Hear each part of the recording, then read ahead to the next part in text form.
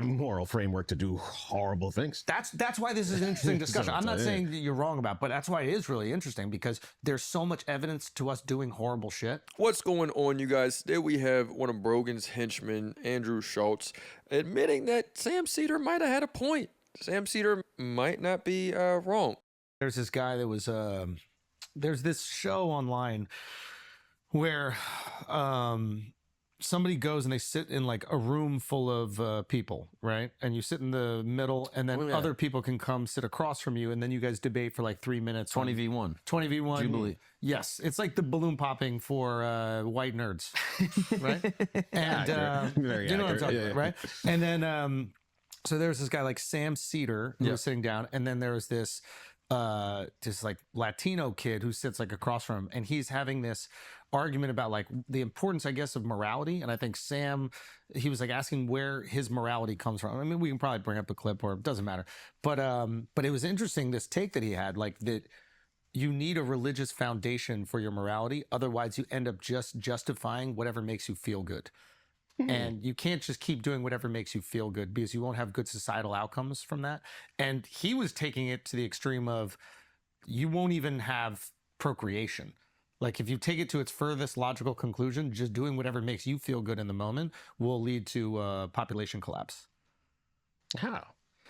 Because if you fucking, that makes you feel good, and a couple gonna get past the goalie. Yeah, but maybe you fuck with a rubber, because having a kid might not make you feel good. Make you feel good. I mean, you're right, my boy. It's Monday Night Raw every day. Watch this. Watch this. Are you an atheist? I'm a Reformed Jew. I should say that the way that these shows are set up, I don't think he knows what everybody else's arguments are going to be used against him, but it seems like everybody else there knows what that person in the middle thinks, and they're there essentially to refute whatever their beliefs are. Yeah, and usually they'll bring up a topic, and then whoever wants to go, they run in. Can pop it. Yeah. Got it. But everybody comes there with ammunition, and that person in the beginning is not. I mean, you should be prepared to defend your beliefs, but you're going up against somebody who's already thought about every argument against you. So like one person is prepared, the other person is not. But continue. And so we have a civil society. We have laws. That is an interesting point that he was making right there, which is like, and here's Andrew Schulz setting it up. It's funny how he said that it's more white nerds for the balloon pops, whenever the majority of Andrew Schultz's, his demographic would be considered white nerds. Laws are based on like societal cohesion, but not some like moral framework, right? And society chooses to do something that we might morally object to. If you go along with the societal decision, you could get some shitty outcomes. So the idea of having this like moral framework that informs the societal decisions, much to their chagrin at times, can sometimes protect the human experience.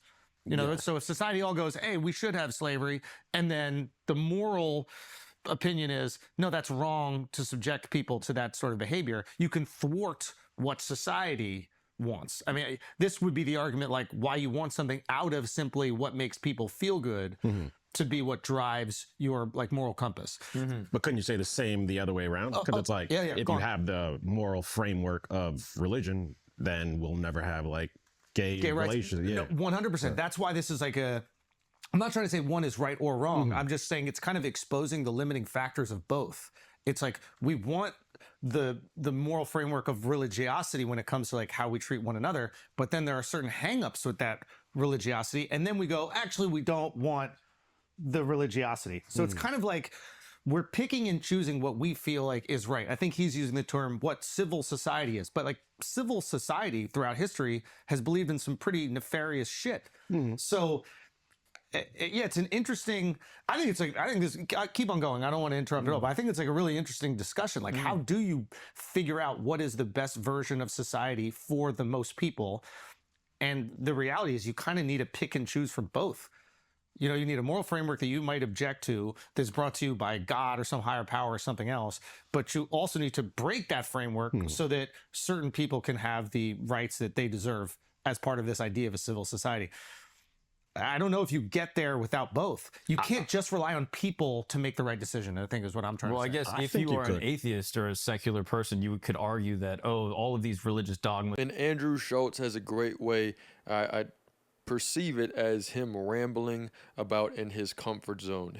He's found a circle that is like dead smack in the middle, very, very centrist, and he will continue to run circles and circles and circles and repeat the same crap whenever he's really not getting swayed one way or another, not really, even expanding in awareness. He's more or less just staying in his nice little comfortable spot. Was just come out of basically the same exact thing. So you're saying that the morality is internal before religion? If God doesn't exist, which I think would be his argument, that there is no God, so therefore the rules that are laid out within Judaism, Islam, Christianity are just human beings creating what they think the social structure should be. And then the pushback someone might give is like, yo, we've created some fucked up rules that like really hurt a lot of people. And so that's so over time we've gotten better. Like, and this is the best time to live ever in the history of 100%. I guess my question is, I don't have the answer. My question is like, what is the impetus for that? Like, what made us realize? Was it this internal morality that we have? Like, was it kind of like erupting and we realized, hey, this is actually wrong. This goes against what we want internally, and we like turned a blind eye to it? Like what?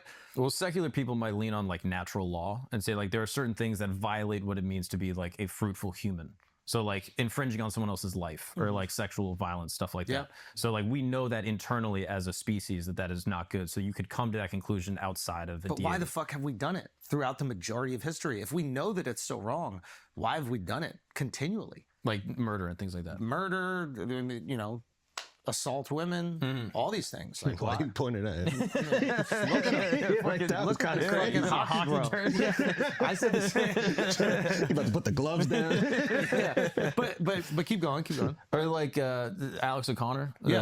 He'd be a good person to. Right, he's great. But he popularized this idea. I forget what philosopher came up with it, but it's I think it's ethical emotivism.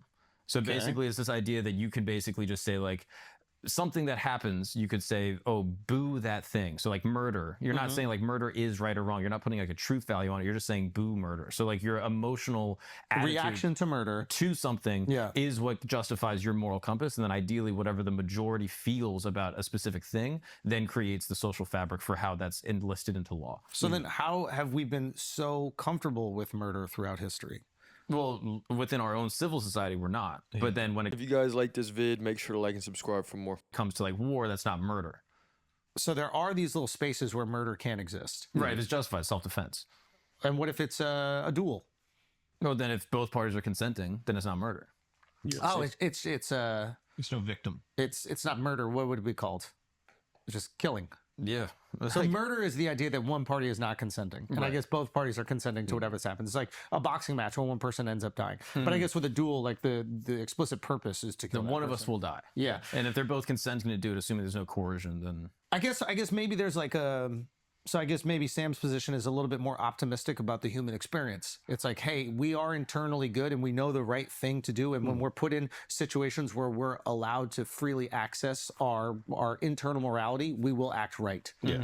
And I agree with that. And then, but also I have empathy for the other guy because it's like, he might subscribe to this idea like, there's been a lot of times where we don't act right and we act horribly towards one another. And then having this moral framework that's given by God or religion or whatever is a constant reminder that we cannot, fall victim to our instinctual desires in these in these moments. But sometimes they've used that moral framework to do horrible things. That's why this is an interesting discussion. I'm not saying that you're wrong about, but that's why it is really interesting because there's so much evidence to us doing horrible shit. And it would be nice if there was this framework that we could look back to and be like, hey, we're doing horrible shit because God says it, or now I guess we have in America, the Constitution says it. It seems like we need. And I know that might have been a tough watch, given that he rambles on, that Andrew Schulz tends to ramble on. But I believe that he's coming from a post-positivism, that type of standpoint, believing that there's an objective truth. I believe that may be what the tip of the iceberg looks like for these conservatives, for these diehard conservatives. They just want to believe that there is a one truth, that there is something that everyone can believe in. It's almost like a clamoring to this God is a central figure that is very much the same for everybody, that everybody has the same higher power. And Sam Seder makes him question that. makes them go a little bit more deeper into it, and hopefully pushes the boundary, pushes the goal, makes it just a little bit closer for conservatives to understand what the actual movement is. Let me know what you guys think in the comments. It's another day in the progressive way.